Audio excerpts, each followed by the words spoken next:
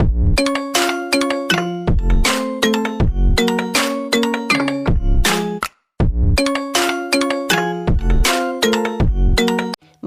राजनीतिक आंदोलन के 1919 के सबसे विशेष कानून के बारे में, जिसे रॉलेट एक्ट के नाम से जाना जाता है। इस कानून का नाम जो रॉलेट एक्ट रखा गया वो सर सिडनी रॉलेट के नाम से रखा गया था, जो कि इंग्लैंड के हाई कोर्ट के जज रहे थे। और उनकी अध्यक्षता में एक समिति का गठन किया गया और उस समिति ने इस कानून की सिफारिश की। इसलिए इस कानून को रॉलेट एक्ट के नाम से जाना जाता है और यह 1919 में लागू किया गया, इसलिए इसे रॉलेट एक्ट 1919 कहा गया है। इस कानून को लागू करने के पीछे कई कारण रहे थे। आप सभी जानते ही हैं कि फर्स्ट वर्ल्ड वार 1914 टू 1918 और उसके बाद संधियों का दौर शुरू हुआ।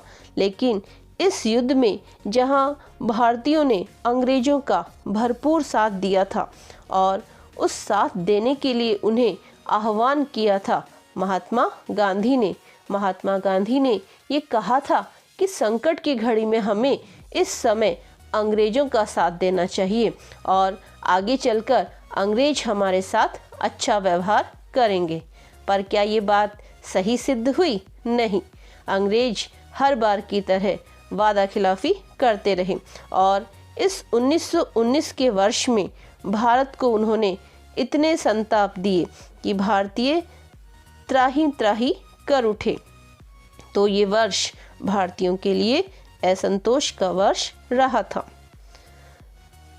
फर्स्ट वर्ल्ड वार जो कि अब समाप्त हो चुका था, लेकिन इस वर्ल्ड वार के समाप्त होने से और भारतीयों के एहसानों से अंग्रेजों को कोई फर्क नहीं पड़ा।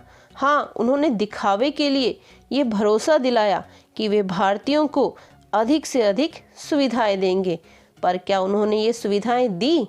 नहीं बच्चों, उन्होंने ऐसा कुछ भी नहीं किया। बल्कि जहां एक तरफ उन्होंने भारतीय सैनिकों का दोहन किया रणभूमि में, लेकिन वहीं आम नागरिकों का शोषण करने के लिए उन्होंने एक कानून बनाने की शुरुआत भी कर दी थी। क्योंकि अंग्रेज सरकार के बारे में हम जानते ही हैं कि अपने स्वार्थ के लिए ये कितने भी गिर सकते थे। तो इन्होंने अपनी वादा खिलाफी के द्वारा ये प्रयास करना शुरू कर दिया था कि किस तरह से वो भारतीय जनता का आर्थिक शोषण कर सके। और तो और इस शोषण के खिलाफ भारतीय जनता आवाज़ ना उठा सकें, इसलिए उनकी आवाज़ भी बंद कर दी गई।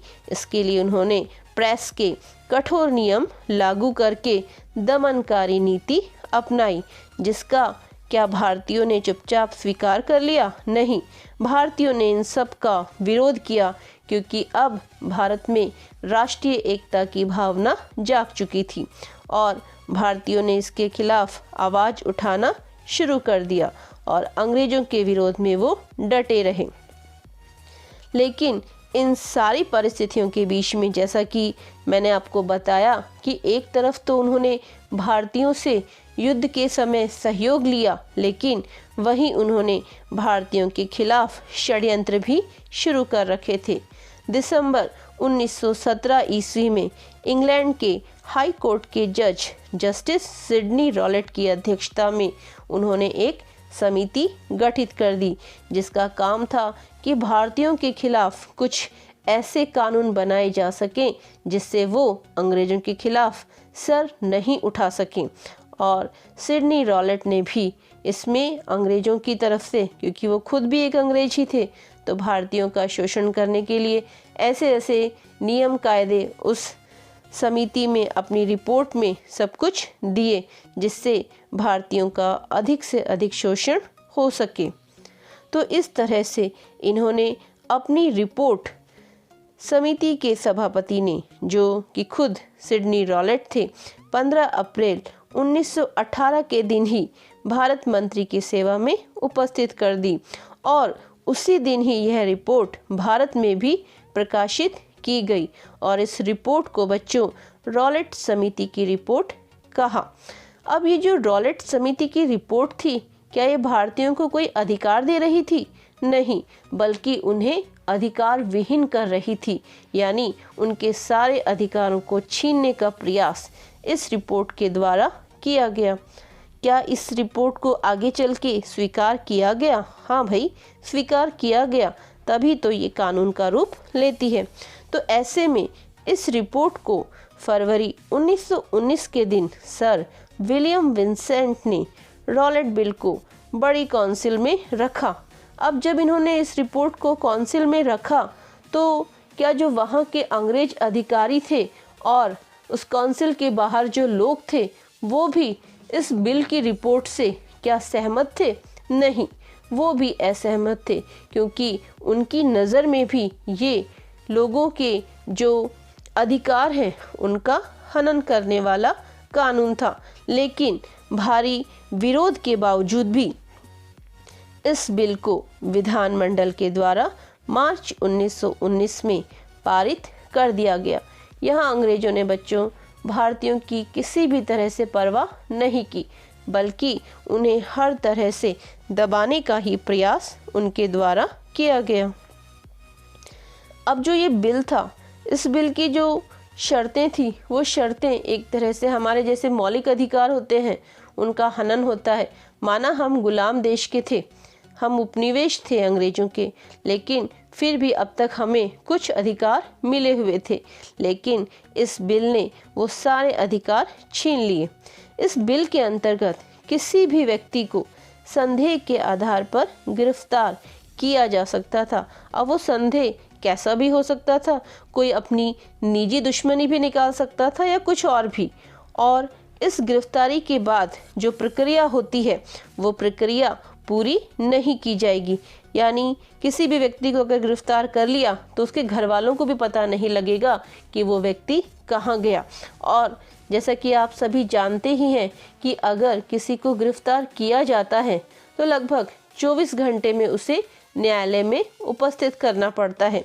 लेकिन इसमें गिरफ्तार व्यक्ति के लिए ऐसा कोई प्रावधान नहीं था, क्योंकि ना अपील, ना दलील, ना वकील, यानी ना तो आप कोर्ट में अपील कर सकते हो, ना आप अपने आप को निष्पक्ष साबित करने के लिए कोई दलील दे सकते हो, और तो और आप किसी वकील को भी हायर नहीं कर सकते हो। तो इस तरह से इस कानून के अंतर्गत ना अपील, ना दलील, ना वकील का प्रावधान था, यानी हर तरह से व्यक्ति के हाथ काट दिए गए। तो जहां भारतीय जनता ने अंग्रेजों का फर्स्ट वर्ल्ड वार में सर्वाधिक साथ दिया, उस साथ का क्या परिणाम निकाला आपको पता ही होगा कि इस युद्ध में जो सर्वाधिक लोग या जो सैनिक शामिल हुए थे वो पंजाब राज्य से शामिल हुए थे। लेकिन इस बिल का विरोध जहां पूरे देश में किया गया, वहीं पंजाब में भी किया गया था, और इसका परिणाम जो उन्हें भुगतना पड़ा वो सदियों तक लोगों ने याद रखा। इस बिल को बच्चों काले कानून के नाम से भी जाना गया, और इस बिल के द्वारा जनता की स्वतंत्रता का हनन किया गया। और आगे चल के जब देश भर में इसका विरोध किया जा रहा था, उस विरोध के फलस्वरूप ही भविष्य में यानी 13 अप्रैल 1919 को जलियांवाला बाग हत्याकांड भी हुआ। तो आप देखिए कि जिस राज्य ने सर्वाधिक साथ दिया था अंग्रेजों का, उसी राज्य का सर्वाधिक दमन अंग्रेजों के द्वारा किया गया। तो इस तरह से भारतीयों के ऊपर यह काला कानून अंग्रेजों ने थोप दिया था। तो आप जान ही गए हैं इस कानून के बारे में। इससे संबंधित आपके जो भी प्रश्न आते हैं उनमें विशेष रूप से यही है कि भारत का वो कौन सा कानून है जिसे काले कानून के रूप में जाना जाता है, तो वो है रॉलेट एक्ट। इस रॉलेट एक्ट की जो सिफारिश की गई थी, यानी जिसने इस कानून के लिए जो भी प्रावधान थे वो दिए, वो थे सर सिडनी रॉलेट, जो कि इंग्लैंड के हाई कोर्ट के जज थे। तो इस तरह से यह कानून भारत में मार्च 1919 में लागू कर दिया गया। लेकिन इस कानून से जहां जलियांवाला बाग हत्याकांड की घटना हुई, वहीं इस कानून ने आगे चलकर असहयोग आंदोलन को भी जन्म दिया, क्योंकि महात्मा गांधी की जो थिंकिंग थी वो अब थोड़ी बदल गई थी और जहां उन्होंने अब तक साथ देने की प्रक्रिया निभाई थी, अब उन्होंने क्या किया कि अब हम कोई सहयोग नहीं करेंगे और हम अंग्रेज सरकार के साथ असहयोग करेंगे। तो आगे के आंदोलनों के बारे में भी हम अपने अगले वीडियो में जानेंगे। तो आपको हमारे वीडियो के बारे में आपकी क्या राय है? आपको ये वीडियो पसंद आया या नहीं? तो अपनी राय ज़रूर लिखें कमेंट बॉक्स में। धन्यवाद। जय हिंद, जय Bharat. Too many thoughts on my mind, I can't sleep at night, so I just keep writing. I don't need no help, I don't need opinions, so don't waste my time then. I just been living online, my city don't show me no love and that's fine. And on